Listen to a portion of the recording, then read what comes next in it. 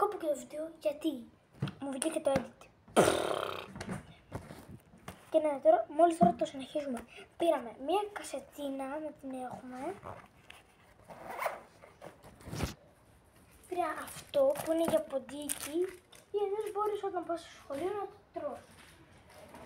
Είναι αυτό το ενθύμιο που το πήρα 4 ευρώ, που μέσα βάζεις για το σχολείο πράγματα.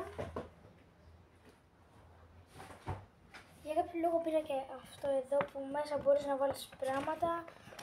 Αυτό το έχω πάλι για τα αγγλικά. Και τι άλλο είχα πάρει. Να, εδώ πέρα και άλλα τετράδια. Άλλο ένα τέτοιο.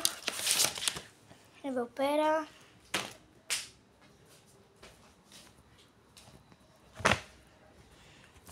Πήρα και μια σφαίρα με 3 λεπτά, μπρο. Α, ξέχασα να σας πω, πήρα και ένα Nerf που μου τα έδωσαν. Και επειδή ήμουν καλός μαθητής πέρσι, πήρα και το κινητό του 13 το πες, που βγάζω τώρα βίντεο. Και αυτό το βίντεο, παιδιά, μας άρεσε συνολικά όλο το βίντεο, κάντε ένα like και μια εγγραφή. Bye!